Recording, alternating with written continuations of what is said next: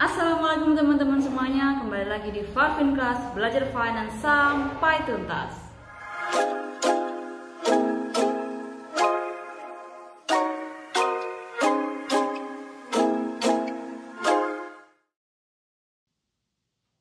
Kali ini kita akan membahas mengenai valuasi saham. Mari kita lihat ilustrasi sebagai berikut. Di sini ada dua orang wanita yang memegang produk yang, katakanlah ini adalah produk yang sama ya. Tapi yang satu mengatakan ini murah, yang satu mengatakan ini mahal. Nah, bagaimana menjawab pertanyaan apakah ini mahal atau murah? Atau membeli dengan harga sekian itu worth atau tidak? Nah, untuk menjawab pertanyaan tersebut kita harus mencari nilai wajar dari satu produk. Itulah yang disebut dengan valuasi. Maka valuasi saham di sini adalah kita akan menentukan atau kita akan mencari nilai wajar dari saham, ya. Nah, hari ini kita akan membahas mengenai valuasi saham. Nah, agenda kita ada 1, penilaian saham biasa. Penilaian saham biasa saya bagi menjadi 2, saham yang dipegang 1 periode dan saham yang dipegang selamanya. Untuk penilaian saham biasa yang dipegang selamanya, ada 3 metode ya, pakai dividen yang konstan atau dividen pertumbuhan yang konstan dan dividen pertumbuhan non konstan. Dan yang kedua, kita juga akan belajar mengenai penilaian saham preferen.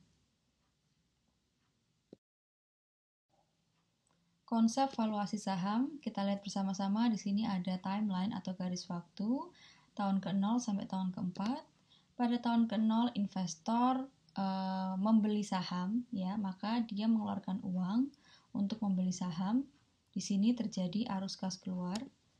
Kemudian setelah memegang saham, maka pada tahun berikutnya akan terjadi arus kas masuk berupa dividen. Demikian juga pada tahun kedua. Tapi di saham ini bersifat tidak pasti ya. Ini kita asumsikan dividennya selalu dibagikan setiap tahunnya. Di tahun ketiga juga sama. Nah, di tahun keempat investor memutuskan untuk menjual saham. Oleh karena itu di sini kita sudah tidak menerima dividen, tapi di sini dituliskan dengan harga jual. Nah,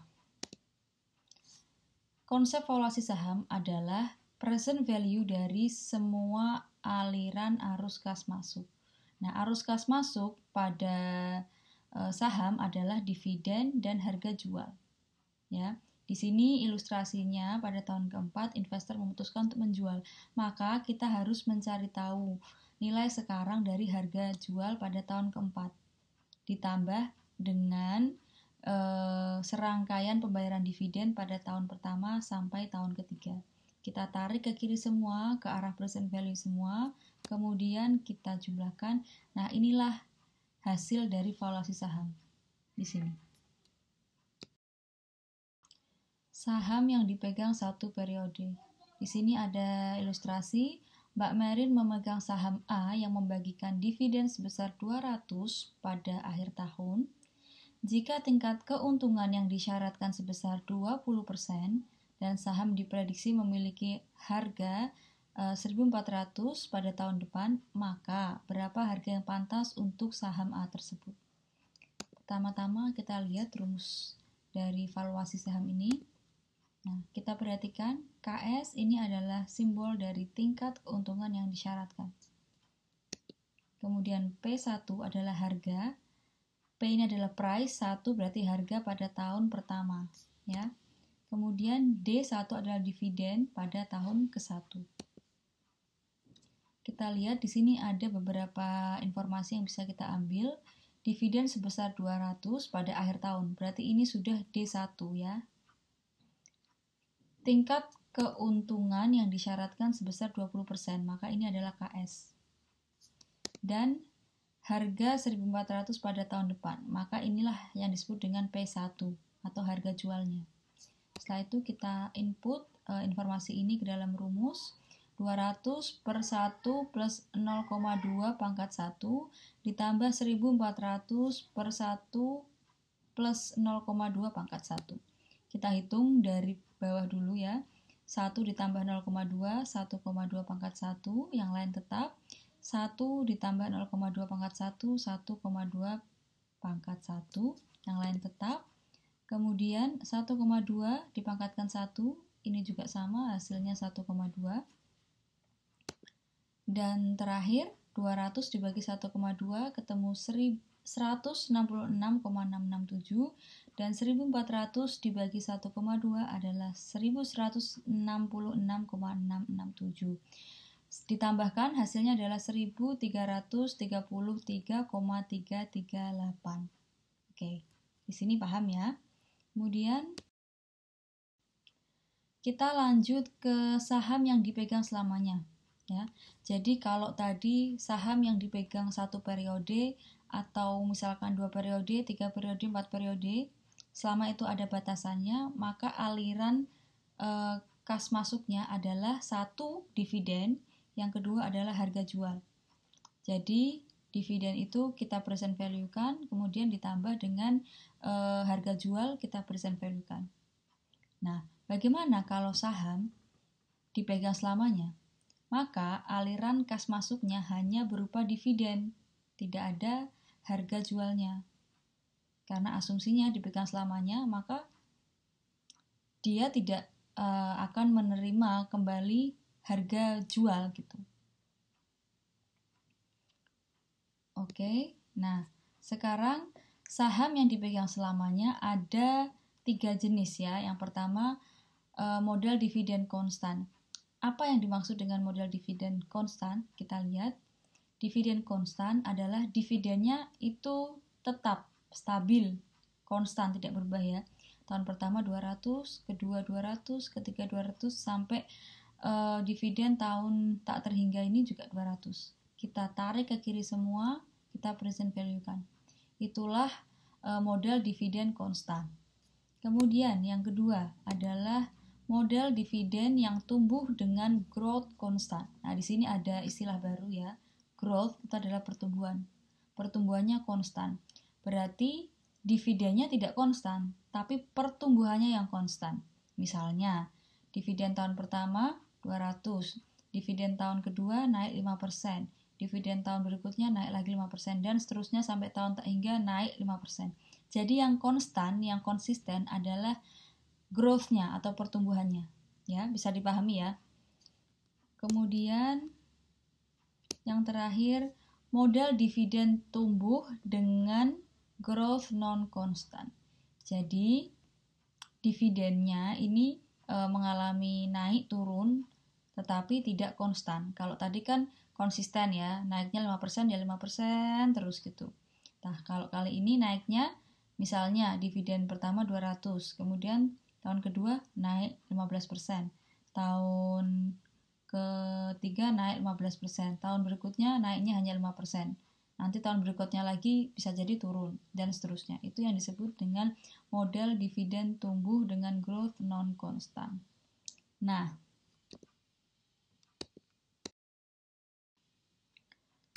kita mulai dari model dividen konstan terlebih dahulu. Ini adalah formula dasarnya ya. PO sama dengan D1 dibagi 1 plus KS pangkat 1 ditambahkan D1 plus 1 plus KS pangkat 2 dan seterusnya sampai tambah D dibagi 1 plus KS pangkat tak hingga. Atau bisa disederhanakan dengan begini saja, D per KS. Tuh. Nah, kemudian kita kasih soal lagi ya. Mbak Merin memegang saham A yang membagikan dividen konstan sebesar 200 per tahun. Saham akan dipegang selamanya, ya. Jika tingkat keuntungan yang disyaratkan sebesar 20%, maka berapa harga yang pantas untuk saham A tersebut? Jadi di sini kita mendapatkan informasi bahwa saham akan dipegang selamanya. Oleh karena itu, kita memikirkan bahwa berarti saya tidak perlu mempresent value-kan harga jualnya karena dipegang selamanya, maka tidak ada harga jual di sana. Berarti aliran kasnya hanya berupa dividen. Oke. Kemudian kita dapat informasi juga bahwa dividennya konstan sebesar 200 dan keuntungan yang disyaratkan atau KS-nya 20%. Masuk ke rumus. Dividen 200, KS-nya 20%, maka hasilnya adalah 1000. Artinya, harga yang pantas untuk saham yang menawarkan dividen konstan sebesar 200 dan akan dipegang selamanya adalah 1000. Begitu ya. Sekarang kita masuk ke modal dividen dengan growth konstan. Pertumbuhannya konstan. Maka di sini kita mengenali satu simbol baru, yaitu G. G ini adalah growth, pertumbuhan. Nah, rumusnya menjadi P0 sama dengan D0 dikalikan 1 plus G pangkat 1 dibagi 1 plus KS pangkat 1 ditambah D0 dikalikan 1 plus G pangkat 2 dibagi 1 plus KS pangkat 2 dan seterusnya sampai D0 dikalikan 1 plus G pangkat N dibagi 1 plus KS pangkat N ditambah D kali 1 plus G pangkat tak hingga dibagi 1 plus KS pangkat tak hingga. Atau, kita ketahui dulu ya, di sini simbol-simbolnya. D0, nah ingat D0 itu berbeda dengan D1 ya. Kalau D0 ini adalah dividen awal tahun. Kalau D1 dividen pada tahun pertama. Kemudian G adalah tingkat pertumbuhan. Dan kita bisa menyederhanakan rumus ini menjadi seperti ini.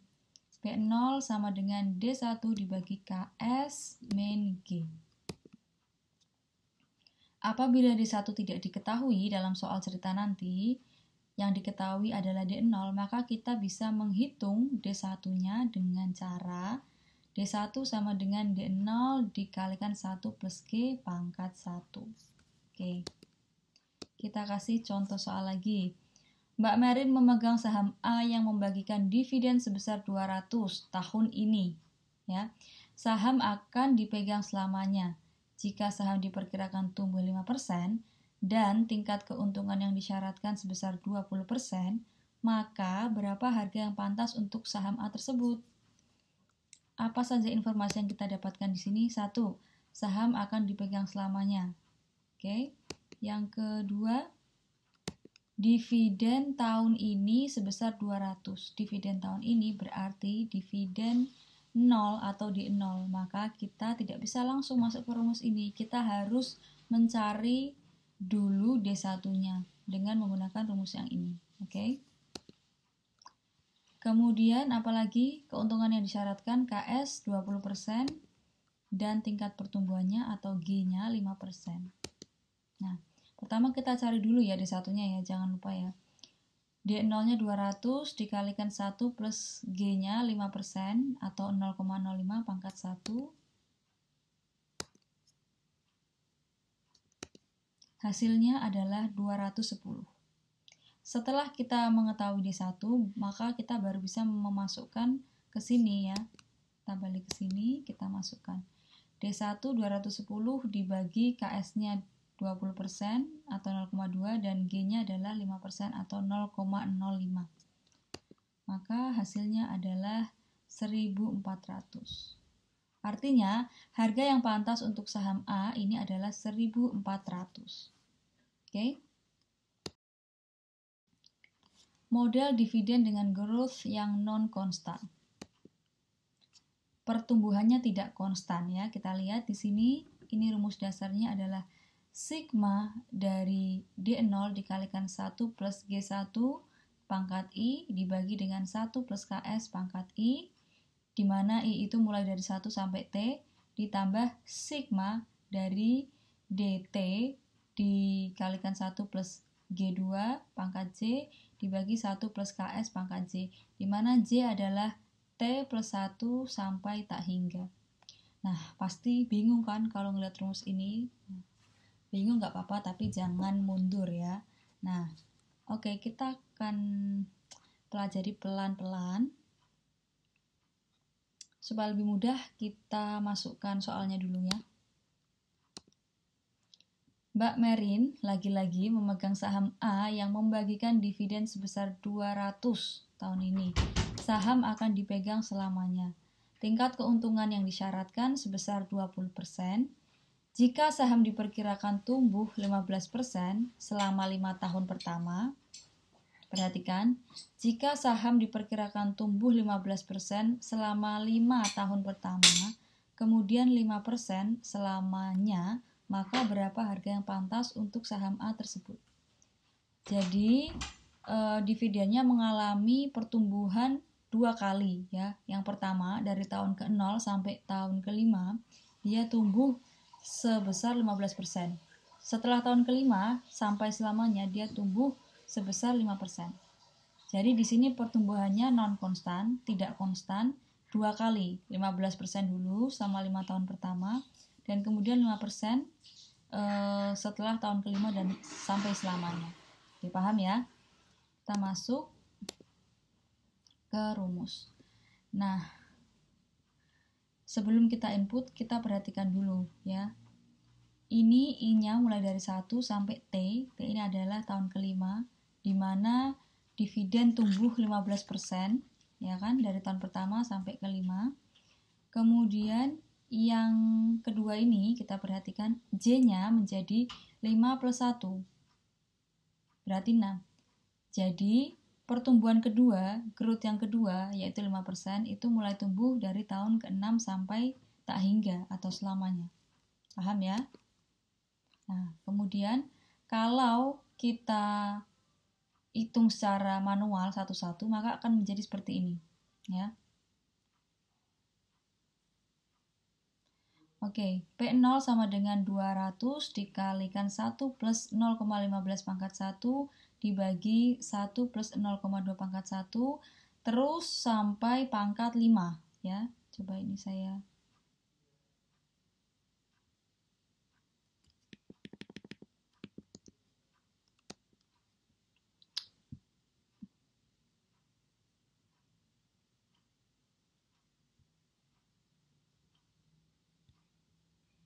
Oke, jadi yang ini adalah pertumbuhan pertama ya, 15%. G1 ya, dari tahun I dari tahun pertama sampai tahun ke-5. Paham ya? Ini adalah penjabaran dari rumus yang ini. Nah, oke. Nah, sementara yang ini 402 dikalikan 1 plus 0,05 pangkat 1 dibagi 1 plus 0,2 pangkat 6 dan seterusnya sampai pangkat tak hingga.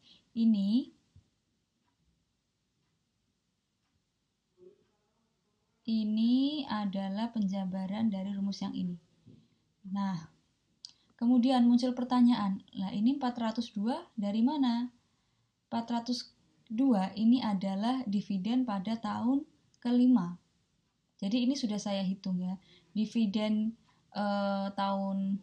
awal tahun kan 200 ya kan.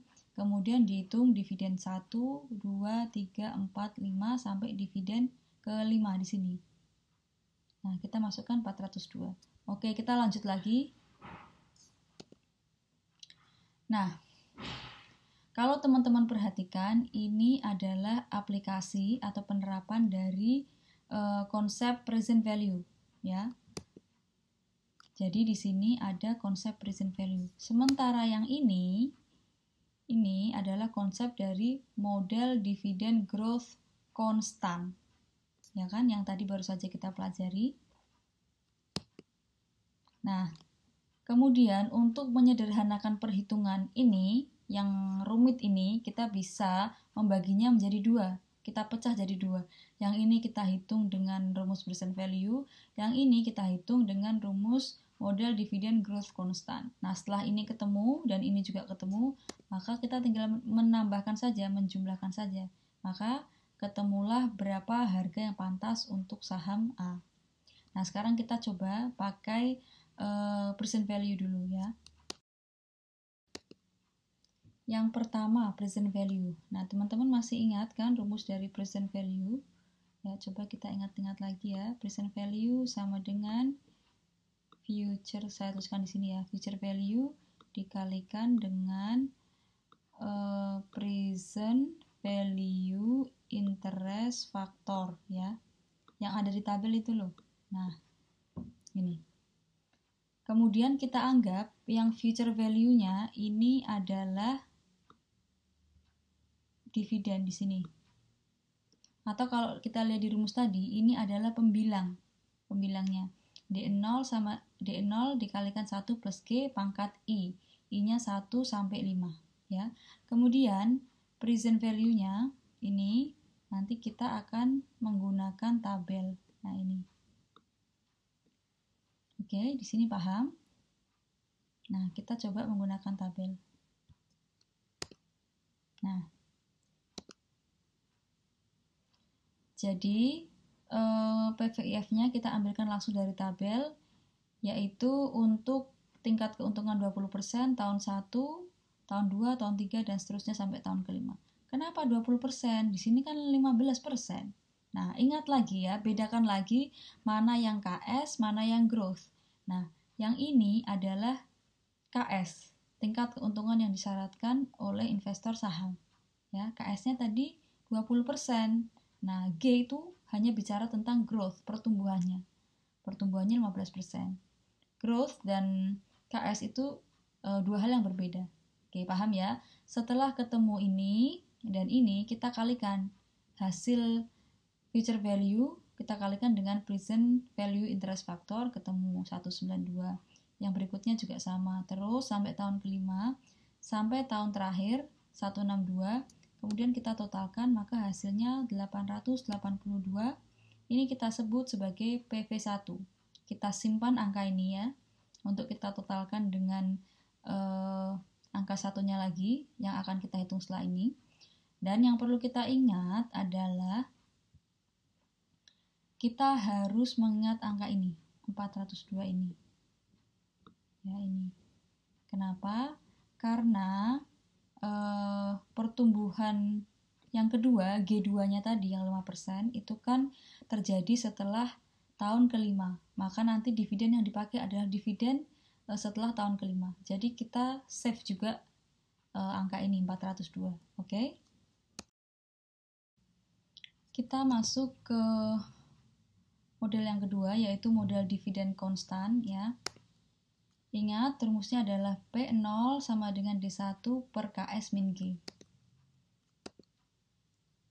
Dengan catatan D1 adalah D0 dikalikan 1 plus G pangkat 1 ya. Nah, bagaimana kalau D-nya ini adalah D6?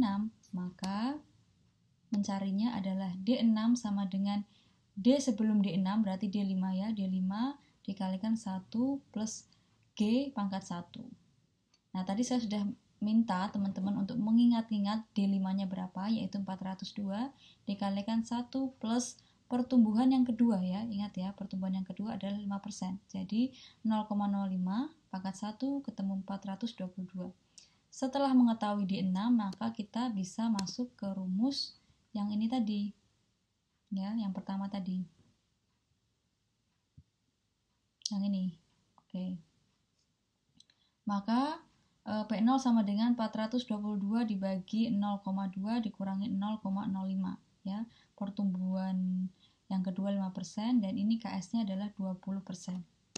Kemudian ketemu angka 2813,3. Nah, kita juga harus ingat bahwa 2813,3 ini adalah model dividen konstan, artinya hanya terjadi tahun ke-5. Nah, sementara valuasi obligasi, tadi kan semua aliran arus kas harus kita tarik ke tahun ke-0 semua. Kita present value kan semua. Kita tarik ke kiri semua. Oleh karenanya, 2813,3 ini harus kita present value kan. Bagaimana? Ya tinggal dibagi saja dengan diskon faktornya atau dikalikan dengan PVIF-nya ya. Yaitu 2813,3 dibagi 1 ditambah 0,2 pangkat 5 sama dengan 1131. Atau teman-teman bisa cari PVIF untuk tingkat keuntungan 20% tahun ke-5, ketemu PVIF-nya berapa dikalikan dengan ini, hasilnya akan sama, 1131. Oke, nah ini kita simpan ya, kita catat sebagai PV2. Kemudian valuasinya menjadi PV1 tambah PV2. PV1 yang pakai rumus present value tadi ya. Yang growth pertama yaitu 15%, ketemu 882, dan yang PV kedua yang pakai model dividen konstan ini adalah 1331. Maka hasilnya adalah 2013,3. Maka harga yang pantas untuk saham A adalah 2013,3. Masih bingung dengan model dividen yang pertumbuhannya tidak konstan ini? Saya gambarkan timelinenya ya, yang lebih lengkap gitu. Nah, coba lihat di sini ya. Ini adalah garis waktunya ya. Jadi pada tahun pertama sampai tahun kelima dividennya itu tumbuh sebesar 15% kan, ya. Nah, pada tahun pertama sampai tahun kelima kita bisa menggunakan rumus present value. Jadi aliran kasnya dividen tahun pertama sampai tahun kelima kita present value kan, kita tarik ke kiri semua, ke sana, sehingga kita dapatkan angka 230. Nah, kemudian untuk pertumbuhan yang kedua, yang growth kedua tadi kan 5%. Nah, ini kan dimulai pada tahun ke-6 sampai selamanya. Nah, ini kita bisa menggunakan rumus model dividen konstan ya. Karena setelah itu kan 5% selamanya. Maka kita bisa gunakan model dividen konstan atau MDK, di sini saya tulis. Nah, dengan menggunakan model dividen konstan, kita ketemu angka 2813. Nah, tapi kita ingat bahwa valuasi saham adalah present value dari semua aliran arus kas. Nah, sementara 2813 ini letaknya belum di nilai sekarang, masih di nilai tahun kelima. Oleh karenanya, biar kita bisa ngitung valuasinya, kita harus tarik ke sana dulu. Kita present value kan, kita tarik ke kiri. Caranya dengan cara dikalikan dengan PVIF-nya, present value interest factor. Cari di tabel, ketemu angkanya berapa, dikalikan. Setelah itu akan menghasilkan ini 1331. Setelah itu ini ditotalkan, dijumlahkan, maka ketemulah itulah valuasi saham A. Begitu. Paham? Nah, sekarang kita masuk ke saham preferen. Teman-teman pastikan dulu sudah tahu apa itu saham preferen ya. Saya tidak akan mengulang. Kita langsung masuk ke rumusnya. P0 sama dengan D1 dibagi 1 plus KS pangkat 1 tambah D1 per 1 plus KS pangkat 2 dan seterusnya sampai D per 1 plus KS pangkat tak hingga. Atau bisa disederhanakan secara matematis seperti ini. P0 sama dengan D per KS. Nah, bagaimana kalau kita coba mengerjakan soal? Mbak Merin memegang saham preferen yang membagikan dividen konstan sebesar 200 per tahun. Kata kuncinya saham dipegang selamanya, dan jika tingkat keuntungan yang disyaratkan sebesar 20%, maka berapa harga yang pantas untuk saham preferen tersebut? Nah, di sini kita sudah dapatkan informasi tentang dividennya konstan 200 per tahun, tingkat keuntungan KS 20%. Tinggal dimasukkan saja 200 dibagi 0,2, ketemu 1000.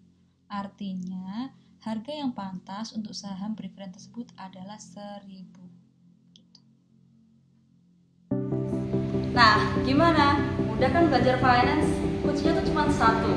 Kalau kamu mau, kamu niat, kamu sungguh-sungguh, kamu pasti bisa. Jangan lupa klik tombol like, share, subscribe, and comment. See you on the next videos. Bye!